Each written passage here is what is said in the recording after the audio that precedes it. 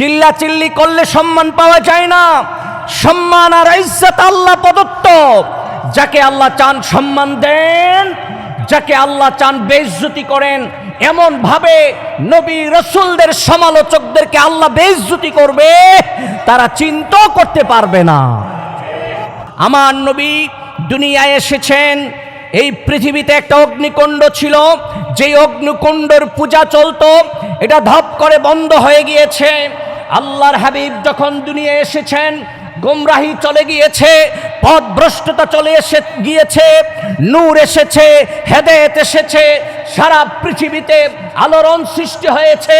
মক্কাতুল মুকাররমায় একজন ইহুদি পাদ্রী ছিল, পাগলের মতো দৌড়াইতে লাগলো আর মক্কার মানুষগুলিকে বলতে লাগলো, ও মক্কার মানুষেরা, তোমরা কি জানো আজকে একজন শিশু সন্তানের জন্ম হয়েছে? তারা বলে না। তারা যারা শুনেছে তারা বলল যে না, আমরা জানি না। তোমরা কি জানো না আজকে একজন শিশু সন্তানের জন্ম হয়েছে, যিনি শেষ যুগের শেষ জামানার শেষ নবী হবে? বলেন সুবহানাল্লাহ। তারা হন্যের মতো তালাশ করতে লাগলো। আব্দুল মুত্তালিবের ঘরে যাইয়া পাইল মুহাম্মদ সাল্লাল্লাহু আলাইহি ওয়াসাল্লাম দুনিয়া এসেছে। ওই পাদ্রীকে, ইহুদি পাদ্রীকে খবর দেওয়া হলো। সে যাইয়া মুহাম্মদ সাল্লাল্লাহু আলাইহি ওয়াসাল্লামের হুজরায় প্রবেশ করে পিঠের মধ্যে মোহরে নবুয়ত দেখে বেহুশ হয়ে, চিৎকার দিয়ে বেহুশ হয়ে মাটিতে পড়ে গেল। সে হুশের মধ্যে এসে বলল, খোদার কসম করে বলছি, তিনি মুহাম্মদ সাল্লাল্লাহু আলাইহি ওয়াসাল্লাম, যিনি আকাশে ছিলেন, আজকে তিনি জমিনে চলে এসেছেন। আজ থেকে বনি ইসরাইল থেকে নবুয়ত চলে গেল। বলেন সুবহানাল্লাহ। নবীর ভালোবাসা শিখতে চেষ্টা করি, নবীর ব্যাপারে, আসহাব আল ও আয়ালের ব্যাপারে সমালোচনা বন্ধ করে দেই। আল্লাহ পাক ইজ্জত দিবেন, সম্মান দিবেন, দারাজাত আল্লাহ বুলন্দ করবেন। সম্মান চিল্লাইয়া পাওয়া যায় না, ঠিক কিনা? আমার নবী দুনিয়ায় এসেছেন, আলোড়ন সৃষ্টি হয়েছে, সব জায়গায় নূর ছিল, যেন নূরেরা খেলা করতেছিল, নূরের ঢেউ খেলতেছিল। এমন একটা সময় আমার নবী এসেছে, অন্ধকার দূর হয়েছে, আলো চলে এসেছে, ঠিক কিনা বলেন? সেই নবীদের সমালোচনা করতে তোমরা দ্বিধাবোধ করো না। তুমি যখন দুনিয়া এসেছো, কি হয়েছিল সেদিন? তোমাকে কেউ চিনত না, তোমার বাপ দাদা 14 গোষ্ঠীকে কেউ চিনত না। কিন্তু মুহাম্মদ সাল্লাল্লাহু আলাইহি ওয়াসাল্লাম এত পরিচিত বংশে এসেছেন, এত বড় সম্মানিত বংশে এসেছেন, যার প্রশংসা করে শেষ করা যাবে না, যার বংশে কোনোদিন কোনো নারী এবং পুরুষ জেনা করে নাই। বলেন সুবহানাল্লাহ। আজও রওজা শরীফে যান, সেখানে যদি কোনো অভদ্র সেখানে যদি উচ্চ আওয়াজে কথা বলে, সেখানের পুলিশ এবং দায়িত্বশীলরা সেই আয়াত শোনায়া দেয় যে রওজা শরীফে এখনো জিন্দা আছে মুহাম্মদুর রাসূলুল্লাহ সাল্লাল্লাহু আলাইহি ওয়াসাল্লাম, এখনো রওজার পাশে উচ্চ আওয়াজে কথা বলা যাবে। সাবধান, মুখের মধ্যে লাগাম আনেন, মুখের মধ্যে লাগাম ফিট করেন, অন্যথায় এমনভাবে অপদস্থ হবেন আপনি কল্পনা করতে পারবেন না কিভাবে অপদস্থ আপনার মাথায় অপদস্থতা চেপে দেওয়া হবে, লাঞ্ছিত হবেন দুনিয়ায়, আখেরাতের লাঞ্ছনার কোনো সীমা থাকবে? আল্লাহ পাক নবী রাসূলদের ব্যাপারে কত আয়াত নাজিল করেছেন, কত সম্মান আল্লাহ দিয়েছেন। সাহাবায়ে কেরামদের ব্যাপারে বলেছেন তাদের ব্যাপারে আল্লাহ সন্তুষ্ট, তারাও আল্লাহর উপর সন্তুষ্ট। যাদের উপরে আল্লাহ সন্তুষ্ট তাদেরকে নিয়ে কথা বলতে মজা লাগে, ঠিক কিনা বলেন? এই মজা সজা বাদ দেন। সাহাবায়ে কেরাম, আল্লাহর হাবিব এবং সমস্ত নবী রাসূলদের ব্যাপারে সমালোচনা বাদ দিয়ে হেদায়েতের পথে আসেন, নাজাতের পথে আসেন। জান্নাতের কথা বললেই হবে না, জান্নাতের পথে আসতে হবে, ঠিক কিনা বলেন? রাসূলের আগমনের মাস হচ্ছে রবিউল আউয়াল মাস, যাকে আল্লাহ পাক সৃষ্টি করেছেন সকলের আগে। সমস্ত নবী এবং রসুলের আগে সমস্ত মখলুকাতের আগে আল্লাহ পাক তার হাবিবের নূরকে সৃষ্টি করেছেন। আল্লাহ রাসূল বলেছেন, কুনতু নবিয়ান ওয়া আদামু বাইনার রূহি ওয়াল জাসাদ। আমি নবী ছিলাম ওই সময় যখন আদম দেহ এবং রূহের মধ্যে ছিল। অন্য হাদিসে এসেছে, কুনতু নবিয়ান ওয়া আদামু বাইনাল মাই ওয়াত তিন। হযরত আদম যখন পানি এবং মাটির মধ্যে ছিল তখনও আমার নবী নবী ছিল। সুবহান। যাকে সৃষ্টি না করলে আল্লাহ এত কিছু, এত রং, এত ঢং, এত সবুজ, এত কালো, এত সাদা, এত কিছু সৃষ্টি করতেন না। তাকে সৃষ্টি করার কারণে আল্লাহ পাক তার পরিচয় বান্দাদের মধ্যে দিয়েছেন। বলেন সুবহান। সম্মানিত হাজিরিন, আল্লাহর হাবিবের সৃষ্টি থেকে ওয়াফাত পর্যন্ত, ইন্তিকাল পর্যন্ত বয়ান করতে গেলে সময়ের দরকার, মাস দরকার, বছর দরকার। আমার নূর নবী সাল্লাল্লাহু আলাইহি ওয়াসাল্লামের প্রশংসা করে বয়ান করে শেষ করা যাবে? যার নামটাই আল্লাহ রেখেছেন প্রশংসা শব্দের মাধ্যমে। সুবহান। সম্মানিত ভাইয়েরা, আল্লাহ পাক সর্বপ্রথম মুহাম্মদ সাল্লাল্লাহু আলাইহি ওয়াসাল্লামের নূরকে সৃষ্টি করে নূরের জগতে হাজার হাজার কোটি বছর রেখেছেন। তারপর যখন এক পর্যায়ে ফেরেশতাদেরকে আল্লাহ সৃষ্টি করলেন, ফেরেশতারা আমার নূর নবীকে নক্ষত্রের মতো হাজার হাজার কোটি বছর দেখেছে। তারপর আল্লাহ পাক হযরতে আদমকে যখন সৃষ্টি করলেন, আদমের দেহের ভিতরে মুহাম্মদ সাল্লাল্লাহু আলাইহি ওয়াসাল্লামের নূর ফিট করে দিলেন। যেই নূরের উসিলায় আদমের বিশাল মাটির অন্ধকার দেহ আলোকিত হয়েছে। আদমের দেহে যদি মুহাম্মদ সাল্লাল্লাহু আলাইহি ওয়াসাল্লামের নূর প্রবেশ করানো না হতো, তাহলে আদমের দেহে আদমের রুহু জায়গা পাইতো না। সুবহানাল্লাহ। আল্লাহর হাবিব বলেন, হযরতে আদম যখন জান্নাতে, তখন আমিও আদমের সঙ্গে জান্নাতে ছিলাম। আমার নূর নবী বলে, নূহ যখন প্লাবনের কিস্তিতে, আমি মুহাম্মদ সাল্লাল্লাহু আলাইহি ওয়াসাল্লাম নূহের কিস্তিতে ছিলাম। বলেন সুবহানাল্লাহ। ভাইয়ের আমার, ইব্রাহিম যখন আগুনের কুণ্ডলীর ভিতরে যখন ইব্রাহিম আলাইহিস সালাতু ওয়াস সালাম, আল্লাহর হাবিব বলে, আমি ইব্রাহিমের মধ্যে ছিলাম, সাথে ছিলাম। বলেন সুবহান। আদম জান্নাত পেয়েছে, জান্নাতে জায়গা পেয়েছে, সঙ্গে ছিল মুহাম্মদ সাল্লাল্লাহু আলাইহি ওয়াসাল্লাম।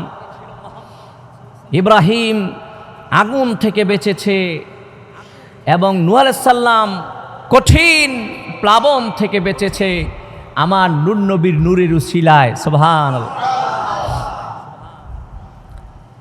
সম্মানিত ভাইয়েরা আমার,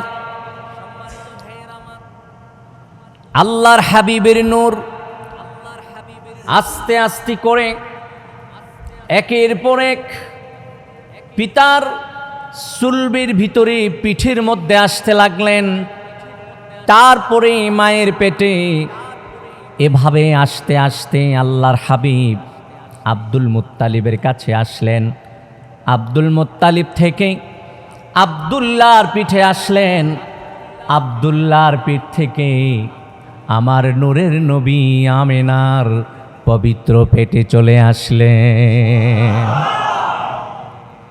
বহু কথা, এই ফাঁকে বহু কথা আমি আপনাদের কাছে বলতে পারি নাই। সম্মানিত ভাইরা, সম্মানিত হাজরিন, নূর চলে আসছে আমেনার কাছে।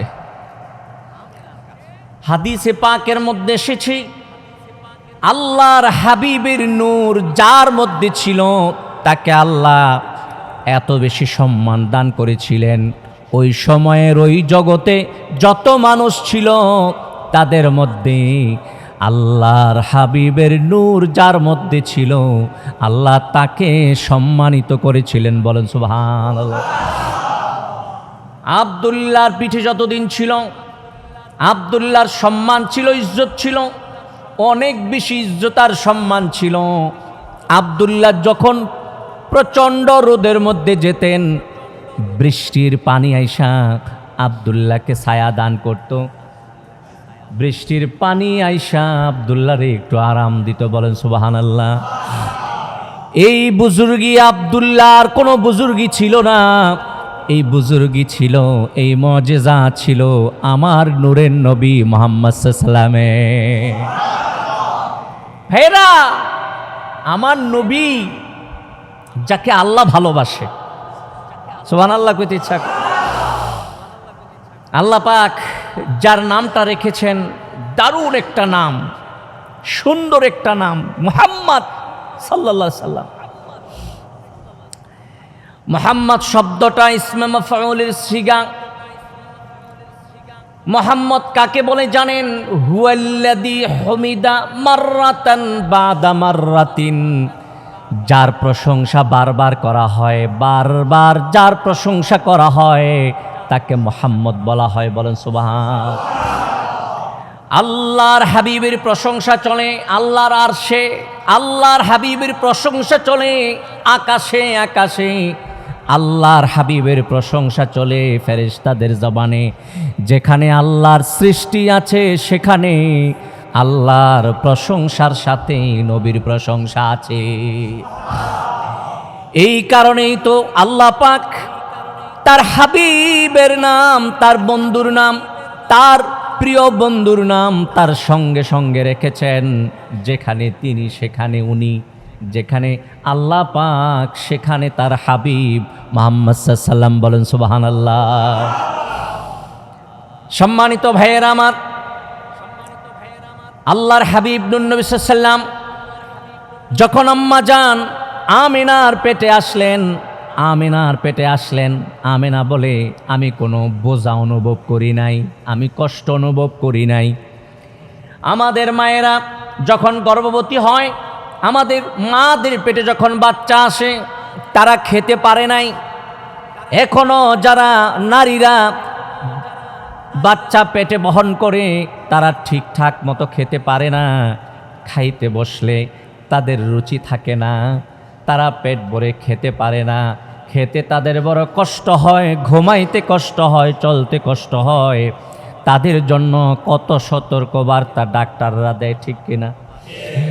কিন্তু আল্লাহর হাবিব নূর নবী সাল্লাল্লাহু আলাইহি ওয়াসাল্লাম যখন মায়ের পেটে ছিলেন, আমিনা বলে আমার মুহাম্মদ যখন আমার পেটে ছিল, আমার কাছে কোনো বোঝার কষ্ট অনুভব হয় নাই। সুবহান। কেমন নবী পাইছি! সুবহানাল্লাহ, সুবহানাল্লাহ।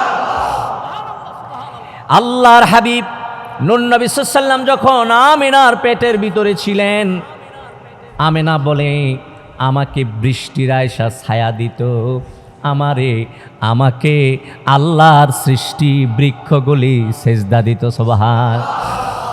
শুধু তাই না, মক্কাতুল মুকাররমায় যে কুয়ার মধ্যে পানি ছিল না, আমিনা যদি ওই কুয়ার পাশে যাইতো, নিচের পানি অথবা শুকনো কুয়ার মধ্যে পানি চলে আসতো, বলেন সুবহানাল্লাহ। পানি যদি নিচে থাকতো ওই পানিটা উপরে উঠা যাইতো। এই কারণে আমেনাকে মক্কার নারীরা বলেছে, ও আমেনা, তুমি পানি যখন নিয়ে নিবা তুমি কূপের দরজা ছাইরো না, কূপের মুখের পাশে তুমি বসে থাকবা, কারণ তুমি থাকলে পানিটা উপরে থাকে। আমরা মক্কার নারীরা পানি নিতে আমাদের বড় সহজ হয়, বলেন সুবহানাল্লাহ। আম্মা জানা আমেনা বললেন যে, ও মক্কার নারীরা, তোমাদের সুবিধার্থে আমি এখানে বসে থাকলে আমার পানি পরে সর্বশেষ নিতে আমার বড় কষ্ট হয়ে যাবে। মক্কার নারীরা বলে দিল, আমেনা, তোমার কোনো কষ্ট হবে না, তোমার যত বোঝা বহন করা লাগে আমরাই যথেষ্ট, বলেন সুবহান। আমেনাকে আল্লাহ পাক মর্যাদা দিয়েছেন, সম্মান দিয়েছেন, সুবহানাল্লাহ। ও পৃথিবীর নারীরা, একটু চিন্তা করে দেখো তোমরা কাকে পেটে নিয়েছো। তোমার পেটে যদি সুসন্তান থাকে তুমি বড় ভাগ্যবতী। আমার নবী সাল্লাল্লাহু আলাইহি ওয়াসাল্লাম যার পেটে ছিলেন তিনি না জানি কত সম্মানের মালিক, বলেন সুবহান। ভাইয়ের আমার, সম্মানিত হাজিরিন, আজকে এমনও কুলাঙ্গার আছে তারা আল্লাহর হাবিবের পিতা মাতা নিয়ে প্রশ্ন তোলে যে তারা জান্নাতে যাবে না জাহান্নামে যাবে। নাউজুবিল্লাহ বলবেন, এই কন্যা নাউজুবিল্লাহ, তোমার খবর আসেনি? হ্যাঁ, তুমি জান্নাতে যাইবা না জাহান্নামে যাইবা তার নিশ্চয়তা কে দিবে তোমাকে?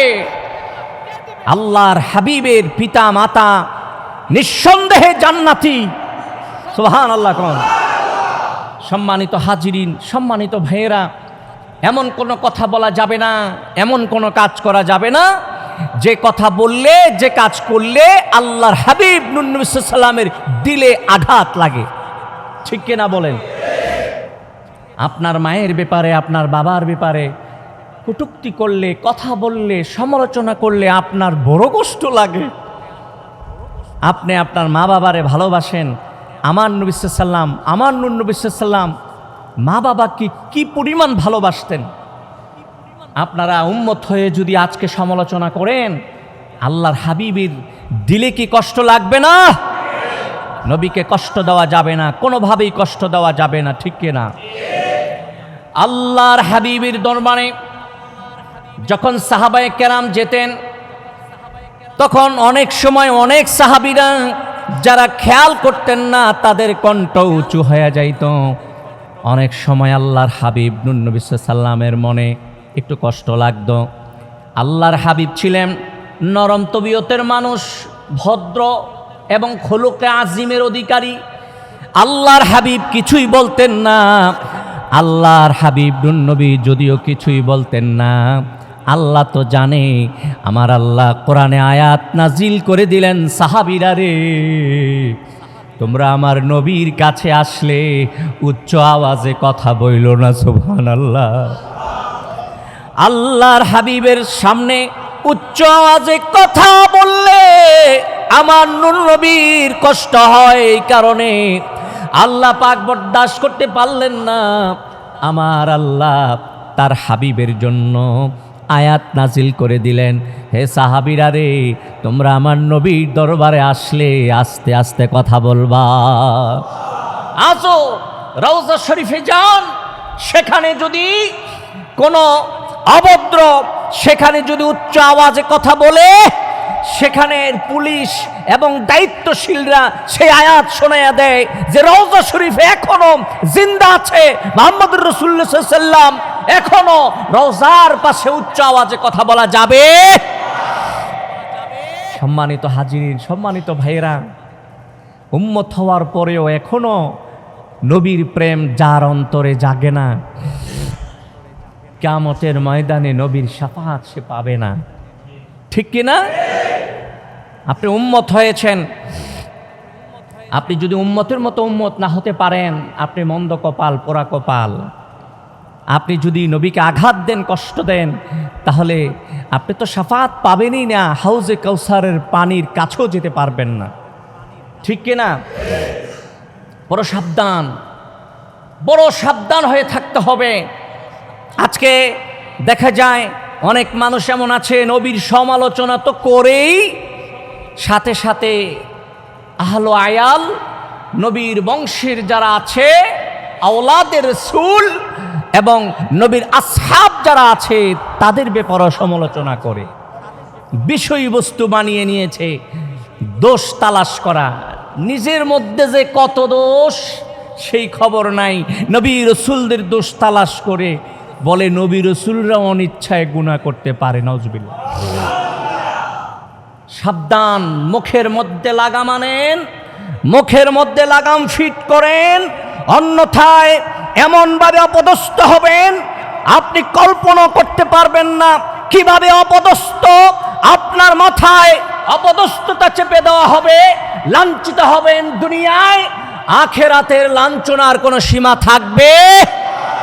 আল্লাহ পাক নবী রাসূলদের ব্যাপারে কত আয়াত নাজিল করেছেন, কত সম্মান আল্লাহ দিয়েছেন। সাহাবায়ে কেরামদের ব্যাপারে বলেছেন তাদের ব্যাপারে আল্লাহ সন্তুষ্ট, তারাও আল্লাহর উপর সন্তুষ্ট। যাদের উপরে আল্লাহ সন্তুষ্ট তাদেরকে নিয়ে কথা বলতে মজা লাগে, ঠিক কিনা বলেন? এই মজা সজা বাদ দেন। সাহাবায়ে কেরাম, আল্লাহর হাবিব এবং সমস্ত নবী রাসূলদের ব্যাপারে সমালোচনা বাদ দিয়ে হেদায়েতের পথে আসেন, নাজাতের পথে আসেন। জান্নাতের কথা বললেই হবে না, জান্নাতের পথে আসতে হবে, ঠিক কিনা বলেন? সম্মানিত হাজিরিন, সম্মানিত ভাইয়েরা, বোঝার চেষ্টা না করলে বললে আমরা কি লাভ হবে? আপনাদেরকে বোঝার চেষ্টা করতে হবে। বোঝার চেষ্টা করেন, আল্লাহর হাবিবের প্রতি ভালোবাসা বৃদ্ধি করেন। এই যে আমরা রবিউল আউয়াল থেকে সারা বছর মুহাম্মদ সাল্লাল্লাহু আলাইহি ওয়াসাল্লাম এবং সাহাবায়ে কেরামের প্রশংসা করি, আল্লাহর হাবিবের জীবনী আলোচনা করি, এতে কি এর মধ্যে কি কোনো শিখার কিছু নাই? নবীর আলোচনা করলে অন্তরে কি প্রেম জাগে না? অনেক সময় আমরা একটু বেশি নবীর প্রশংসা করলে এটাও কিছু মানুষের ভালো লাগে। আহারে, আপনি যাকে ভালোবাসেন তার প্রশংসা করলে যদি আপনার ভালো না লাগে, এটা আপনার কেমন ভালোবাসা? প্রকৃত ভালোবাসা আপনি শিখতে পারেন নাই, প্রকৃত ভালোবাসা আপনার মধ্যে আসে নাই। আসুন বাবা, সব গুমরাহি থেকে ফিরে আসি, নবীর ভালোবাসা শিখতে চেষ্টা করি। নবীর ব্যাপারে, আসহাব আল আয়ালের ব্যাপারে সমালোচনা বন্ধ করে দেই। আল্লাহ পাক ইজ্জত দিবেন, সম্মান দিবেন, দারাজাত আল্লাহ বুলন্দ করবেন। সম্মান চিল্লাইয়া পাওয়া যায় না, ঠিক কিনা? চিল্লা চিল্লি করলে সম্মান পাওয়া যায় না। সম্মান আর ইজ্জত আল্লাহ প্রদত্ত। যাকে আল্লাহ চান সম্মান দেন, যাকে আল্লাহ চান বেইজ্জতি করেন। এমন ভাবে নবী রাসূলদের সমালোচকদেরকে আল্লাহ বেইজ্জতি করবে, তারা চিন্তাও করতে পারবে না। সম্মানিত হাজিরিন, সম্মানিত ভাইরা, আপনি বলেন যে আপনি নাকি নবীর মতো। আপনি দেখেন আল্লাহর হাবিব নূর নবী সাল্লাল্লাহু আলাইহি ওয়াসাল্লাম যখন দুনিয়ায় আগমন করেছেন, কত আয়োজন ছিল আল্লাহর। আর আপনি যখন আইছেন তখন কোনো আয়োজন ছিল? মায়ের পেট থেকে বাহির হয়েছেন রক্ত মক্ত নাপাক টাপাক লইয়া, ঠিক কিনা? কিন্তু আল্লাহর হাবিব নূর নবী সাল্লাল্লাহু আলাইহি ওয়াসাল্লাম যখন দুনিয়ায় এসেছে, আম্মা জান আমেনা বলে যে আমার এক ফোঁটা রক্ত আর নাপাক বাহির হয় নাই। ভাইয়ের আমার, আমরা যখন দুনিয়ায় এসেছি আমাদের মায়েরা নাপাক হয়ে গেছে। আমাদের জন্ম যেই রোমে, যেই হজরায় হয়েছে, ওই রোমটা হয়তো বা দুর্গন্ধময় হয়ে গেছে। আল্লাহর হাবিব যেই হজরার মধ্যে, যেই ঘরের মধ্যে আগমন করেছেন, ওই ঘরে যেন মেশকো আম্বরের বৃষ্টি হয়েছে। বলেন সুবহানাল্লাহ। শুধু সুগন্ধি বাহির হয় নাই, আল্লাহর হাবিব নূর নবী সাল্লাল্লাহু আলাইহি ওয়াসাল্লাম মক্কাতুল মুকাররমার যেই ঘরের মধ্যে জন্ম নিয়েছেন, চতুর্দিকে জান্নাতের হুর এবং গিলমানরা এসেছে। জান্নাতের মেহমানরা এসে আল্লাহর রাসূলকে স্বাগতম জানিয়েছে। আমার নূর নবী সাল্লাল্লাহু আলাইহি ওয়াসাল্লাম যখন দুনিয়ায় আগমন করেছেন, দুনিয়ায় যখন আমার নবী এসেছেন, কাবা কি সম্মান দিয়েছে দেখেন। কাবা আল্লাহর হাবিবের আগমনের কারণে কাবার ভিতরে নাপাক কিছু ছিল, কি ছিল? মূর্তি ছিল। কাবা করল কি? আল্লাহর হাবিবের সম্মানে সব মূর্তিগুলি ভেঙ্গে দিয়েছে। আমার নবী দুনিয়ায় এসেছেন, এই পৃথিবীতে একটা অগ্নিকুণ্ড ছিল, যেই অগ্নিকুণ্ডের পূজা চলতো, এটা ধপ করে বন্ধ হয়ে গিয়েছে। আল্লাহর হাবিব যখন দুনিয়ায় এসেছেন, গোমরাহি চলে গিয়েছে, পথভ্রষ্টতা চলে গিয়েছে, নূর এসেছে, হেদায়েত এসেছে, সারা পৃথিবীতে আলোড়ন সৃষ্টি হয়েছে। মক্কাতুল মুকাররমায় একজন ইহুদি পাদ্রী ছিল, পাগলের মতো দৌড়াইতে লাগলো, আর মক্কার মানুষগুলিকে বলতে লাগলো, ও মক্কার মানুষেরা, তোমরা কি জানো আজকে একজন শিশু সন্তানের জন্ম হয়েছে? তারা বলে না। তারা যারা শুনেছে তারা বলল যে না, আমরা জানি না। কয় তোমরা কি জানো না আজকে একজন শিশু সন্তানের জন্ম হয়েছে, যিনি শেষ যুগের শেষ জামানার শেষ নবী হবে? বলেন সুবহান। তারা হন্যের মতো তালাশ করতে লাগলো। আব্দুল মুত্তালিবের ঘরে যাইয়া পাইল মুহাম্মদ সাল্লাল্লাহু আলাইহি ওয়াসাল্লাম দুনিয়ায় এসেছে। ওই পাদ্রীকে, ইহুদি পাদ্রীকে খবর দেওয়া হলো। সে যাইয়া মুহাম্মদ সাল্লাল্লাহু আলাইহি ওয়াসাল্লামের হুজরায় প্রবেশ করে পিঠের মধ্যে মোহরে নবুয়ত দেখে বেহুশ হয়ে চিৎকার দিয়ে বেহুশ হয়ে মাটিতে পড়ে গেল। সে হুশের মধ্যে এসে বলল, খোদার কসম করে বলছি, তিনি মুহাম্মদ সাল্লাল্লাহু আলাইহি ওয়াসাল্লাম, যিনি আকাশে ছিলেন, আজকে তিনি জমিনে চলে এসেছেন। আজ থেকে বনি ইসরাইল থেকে নবুয়ত চলে গেল। বলেন সুবহানাল্লাহ। সম্মানিত হাজিরিন, সম্মানিত ভাইয়েরা, আমার নবী দুনিয়ায় এসেছেন, আলোড়ন সৃষ্টি হয়েছে, সব জায়গায় নূর ছিল, যেন নূরেরা খেলা করতেছিল, নূরের ঢেউ খেলতেছিল। এমন একটা সময় আমার নবী এসেছে, অন্ধকার দূর হয়েছে, আলো চলে এসেছে। ঠিক এরা বলে। সেই নবীদের সমালোচনা করতে তোমরা দ্বিধাবোধ করো না। তুমি যখন দুনিয়া এসেছো, কি হয়েছিল সেদিন? তোমাকে কেউ চিনত না, তোমার বাপ দাদা 14 গোষ্ঠীকে কেউ চিনত না। কিন্তু মুহাম্মদ সাল্লাল্লাহু আলাইহি ওয়াসাল্লাম এত পরিচিত বংশে এসেছেন, এত বড় সম্মানিত বংশে এসেছেন, যার প্রশংসা করে শেষ করা যাবে না, যার বংশে কোনোদিন কোনো নারী এবং পুরুষ জেনা করে নাই। বলেন সুবহানাল্লাহ। বলেন না সুবহানাল্লাহ। সম্মানিত হাজিরিন, সম্মানিত ভাইয়েরা, রবিউল আউয়াল এসেছে, আলোচনা চলবে মুহাম্মদ সাল্লাল্লাহু আলাইহি ওয়াসাল্লামের, প্রশংসা চলবে মুহাম্মদ সাল্লাল্লাহু আলাইহি ওয়াসাল্লামের। ঠিক কিনা বলেন? কারো গায়ে লাগলে লাগুক, আমার তো বলতে ভালো লাগে, আপনাদের শুনতে কি ভালো লাগে না? আল্লাহ যেন যেই নবীর প্রশংসা করলাম, সেই নবীর সাথে কিয়ামতের ময়দানে উঠতে পারি ব্যবস্থা করে বলুন আমিন। সেই নবীর সাথে আল্লাহর জান্নাতে থাকতে পারি বলুন আমিন।